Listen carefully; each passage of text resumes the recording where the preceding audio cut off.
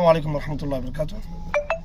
বিভিন্ন সাংবাদিক ভাইয়েরা জানতে চেয়েছেন আমার কাছ থেকে যে সোশ্যাল মিডিয়াতে বিশেষ করে সনাতনী ধর্মের লোকদের পক্ষ থেকে একটা কথা আজকে খুব বেশি চাউর হচ্ছে যে আমি তাদের একটা কথিত তীর্থস্থান চন্দ্রনাথ পাহাড় সীতাকুণ্ডে সে এলাকায় আমি একটা মসজিদ নির্মাণ করার উদ্যোগ নিতে যাচ্ছি। প্রকৃত ঘটনা হলো আমার অফিসে অনেক লোক যাতায়াত করেন, বিভিন্ন ব্যক্তিরা আসেন সবসময়। আমি গতকালকে খুব ব্যস্ত সময় কাটিয়েছিলাম। তো ঢাকার কিছু তরুণ আলেম, ওরা অত্যন্ত সহজ সরল, তারা ব্যবসায়িক উদ্যোক্তা, তারা চট্টগ্রামে পর্যটনে গিয়েছিলেন ঘোরার জন্য। তারা খুবই তরুণ, তাদের সাথে আমার পূর্বের কোনো পরিচয় নেই, তবে তারা অত্যন্ত সহজ সরল মনে হয়েছে। তারা তাদের ঘোরাফেরা এবং বিনোদন পর্যটনের স্পট হিসেবে তারা বিভিন্ন জায়গায় গিয়েছেন এবং সেখানে তারা চন্দ্রনাথ পাহাড়ের আশেপাশেও তারা গিয়েছিলেন। তো তারা আমাকে খুব অল্প সময় তাদেরকে আমি সময় দিতে পেরেছি। তখন আমি বের হচ্ছিলাম একটু সফরে। আমি তাদেরকে খুব বেশি লম্বা সময় দিয়ে কথা বলতে পারি, 2-3-4 মিনিটে যা আলাপ হয়েছে তাদের সাথে। তারা বললেন যে আমরা আজকে একটা জায়গায় পর্যটন স্পটে গিয়েছিলাম সীতাকুণ্ডে। আমি কখনো আমার ওখানে যাওয়ার অভিজ্ঞতা নেই। সীতাকুণ্ড ইকো পার্কে এখনো যাওয়া হয়নি এবং চন্দ্রনাথ পাহাড় নাম শুনেছি, কিন্তু এখনো ওখানে বাস্তবে যাওয়া হয়নি, দেখা হয়নি, সুযোগ হয়নি। তারা বলছেন সেখানে খুব উঁচু পাহাড়, তারপর নিচেও বিভিন্ন দর্শনীয় স্থান আছে এবং ইকো পার্ক ইত্যাদি জায়গাগুলো আছে। তো পুরো এলাকাতে মুসলমানদের জন্য নামাজ পড়ার কোনো জায়গা নেই। তারা আমাকে যেটা বলছেন সেটা হলো যে মন্দিরের যে জায়গাগুলো আছে, হিন্দুদের যে জায়গা বা ওই এরিয়ার এলাকা বাদ দিয়ে মুসলমানরা যেখানে অনেকে যারা যান ওখানে পর্যটনের জন্য, তাদের সুবিধার্থে একটা ইবাদতখানা বা মসজিদ হওয়া উচিত এবং সেখানে তারা অর্থায়ন করতে চান।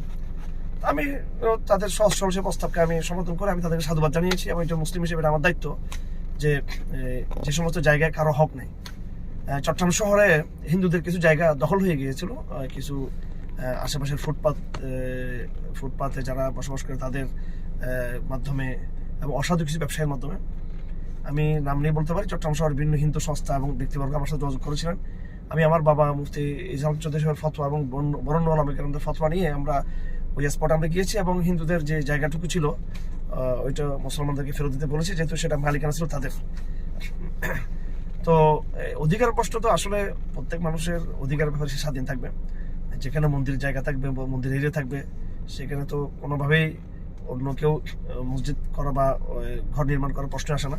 আর এই যে ভাইরা গিয়েছেন ঢাকা থেকে কিছু আলেম তরুণ উদ্যোক্তা, তারাও কখন এটা বলেনি যে সেখানে তারা হিন্দুদের জায়গায় তারা মসজিদ করবেন। তারা বলেছেন টোটাল যে পর্যটন যে স্পট, যেটা অনেক বড় এরিয়া, পাহাড়ের উপরে নিচে মিলে, তারা এই করে একটা সুনির্দিষ্ট জায়গায় প্রশাসনের সাথে সমন্বয় করে, স্থানীয় লোকদের সাথে সমন্বয় করে, প্রয়োজনেও হিন্দু যারা অধিবাসী আছে, হিন্দু যারা অধিবাসী যারা ওখানকার স্থানীয় যারা, তাদের সাথে কথা বলে একটা জানিয়ে একটা মসজিদ নির্মাণ হবে। তো এটা স্থানীয় তো একটা পারমিশন লাগে, তাদের সহযোগিতার দরকার, সে হিন্দু হোক বা মুসলিম হোক। এটা একটা অত্যন্ত সহজ সরল একটা বিষয়, খুবই সোজাসাপটা একটা বিষয় ছিল। এখানে কোনো কনস্পাইরেসি ছিল না, অন্যরকমের কোনো সাম্প্রদায়িক টাইপের কোনো উস্কানি বা মানসিকতা ছিল না। এই সহজ সরল বিষয়টাকে কেন্দ্র করে কিছু সনাতনী পেজ থেকে সকাল থেকে সংঘবদ্ধভাবে আমাদের বিরুদ্ধে অপপ্রচার চালানো হচ্ছে যে আমরা হিন্দুদের মন্দির দখল করতে যাচ্ছি, ওখানে মসজিদ নির্মাণ করতে যাচ্ছি।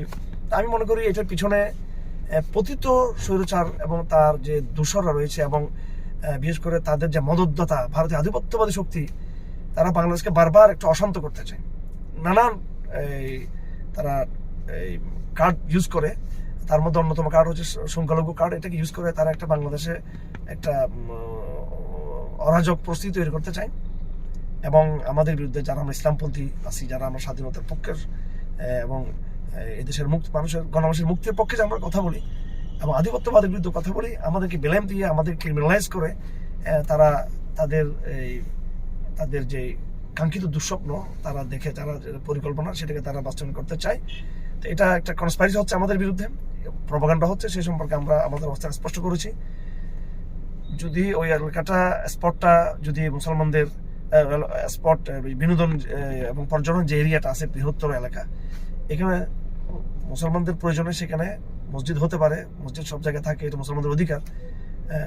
সেখানে অবশ্যই কখনোই আমরা বলছি না যে সেটা হিন্দুদের জায়গাতেও হতে হবে, সেটা সমন্বয়ের ব্যাপার রয়েছে, সেটা সার্ভে করতে হবে, দেখতে হবে, আলোচনা করতে হবে এবং ওইভাবে উদ্যোগ গ্রহণ করতে হবে। তো এটা নিয়ে যে ষড়যন্ত্র হচ্ছে, আমি সবাইকে এই বিষয়ে সতর্ক থাকতে বলবো।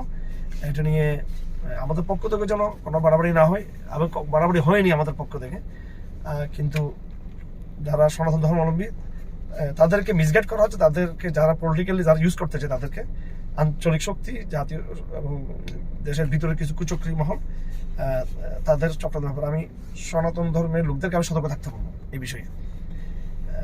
সকলকে ধন্যবাদ।